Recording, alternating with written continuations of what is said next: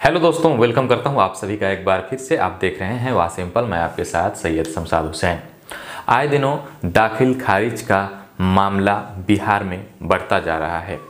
दाखिल खारिज बहुत सारे लोग ऐसे हैं जो अभी तक नहीं कराए हैं। बहुत सारे लोग ऐसे हैं जो दाखिल खारिज के लिए ऑनलाइन आवेदन दे तो दिए हैं, लेकिन उनका अब तक निपटारा नहीं हुआ है। कुछ नए लोग होंगे जिनको दाखिल खारिज का मतलब नहीं समझ में आ रहा होगा, तो थोड़ा सा मैं बताते चलूँ। यहाँ पर कोई भी ज़मीन जो आप रजिस्ट्रार ऑफिस से रजिस्ट्री करवाते हैं, तो सिर्फ रजिस्ट्री कराने से आपका वो ज़मीन नहीं हो जाता है जब तक आप उस ज़मीन का दाखिल खारिज न करा लें। दाखिल खारिज को इंग्लिश में म्यूटेशन भी बोलते हैं, ठीक है।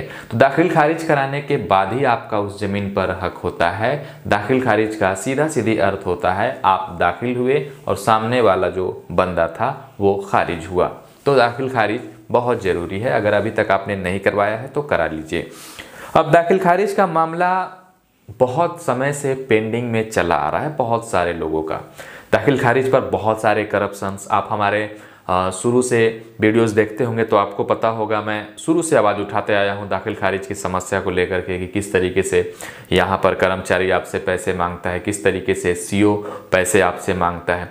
अब यहां पर लगातार सरकार जो है यहाँ पर प्रयास कर रही है कि दाखिल खारिज का मामला जो है वो जल्द से जल्द ज़्यादा से ज़्यादा निपटारा हो और ऐसे कोई मामले जो लंबित हैं वो पेंडिंग न पड़ा रहे। इसको लेकर एक बड़ा फैसला कदम उठाया गया है जो कि 1 मार्च से लागू हो जाएगा। आप सभी जानते हैं दाखिल खारिज यानी आपके एरिया में जितने भी ज़मीन है उसका मालिक सीओ होता है, सर्कल ऑफिसर। और ज़मीन की जो भी दाखिल खारिज का मामला हो या बंटवारा का मामला हो या विवाद का मामला हो, उसको निपटारा आपके सीओ ही करते हैं जो सर्कल ऑफिसर होते हैं।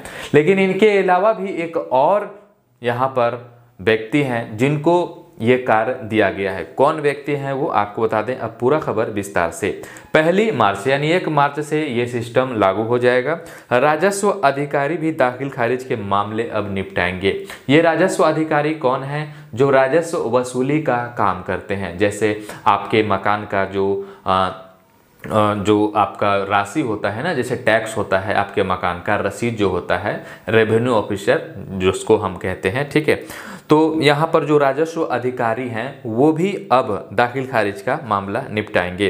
राजस्व अधिकारी अब दाखिल खारिज के मामले निपटाएंगे। पहले से ही इसको लेकर सैद्धांतिक निर्णय लिए गए थे। पहले भी निर्णय लिया गया था लेकिन इस पर काम नहीं हुआ। 1 मार्च से यह पूरी तरह से अब लागू हो जाएगा। सीओ यानी सर्कल ऑफिसर और आरओ के बीच कार्य का बंटवारा हल्का के अंक पर आधार पर हो जाएगा। सम संख्या वाले हलकों का काम राजस्व अधिकारी करेंगे, तो विषम संख्या वाले हलका के दाखिल खारिज का काम अंचलाधिकारी करेंगे, ठीक है। विषम संख्या वाले जो दाखिल खारिज हैं उनका जो काम है वो सीओ करेंगे। सम संख्या मतलब यहाँ पर समझ लीजिए आप, विषम संख्या मतलब ज़्यादा संख्या में, ठीक है।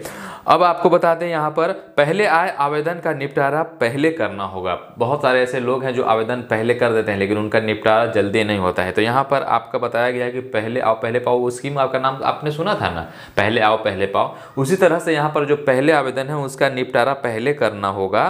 किसी सूरत में यह क्रम नहीं तोड़ा जा सकेगा। राजस्व एवं भूमि सुधार विभाग ने 5 अंचलों में, जैसे पटना के फतुहा, भागलपुर के सबौर, सिवान के सदर, किशनगंज के ठाकुरगंज और समस्तीपुर के कल्याणपुर में पायलट प्रोजेक्ट के रूप में इसे लागू किया था।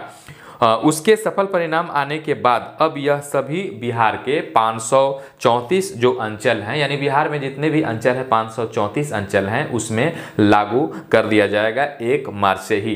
तो ये एक बहुत बड़ी अपडेट थी जो मुझे लगा आपके साथ साझा करना चाहिए, शेयर करना चाहिए, क्योंकि यहाँ पर सीओ पर ज़्यादा कार्य बोझ भार था और ऐसे में आपका जो दाखिल खारिज का मामला था वो बहुत सालों से, कुछ लोगों का महीनों से, कुछ लोगों का सालों से यहाँ पर पेंडिंग पड़ा हुआ था।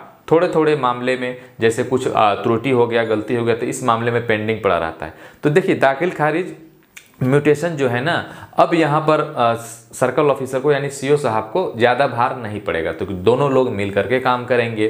तो ये अपडेट आपको कैसा लगा? अभी तक आपने दाखिल खारिज कराया है या नहीं अपनी ज़मीन का या मकान का? नीचे कमेंट में हमें ज़रूर से बताइएगा और हमारे चैनल पर नए होंगे तो सब्सक्राइब जरूर कर लीजिएगा, बेल आइकन भी प्रेस कर दीजिएगा। इंस्टाग्राम पर हमें फॉलो करके वहाँ भी आप हमसे जुड़ सकते हैं, बातें कर सकते हैं, किसी मनचाहे टॉपिक पर वीडियोज़ बनवा सकते हैं। बहुत शुक्रिया।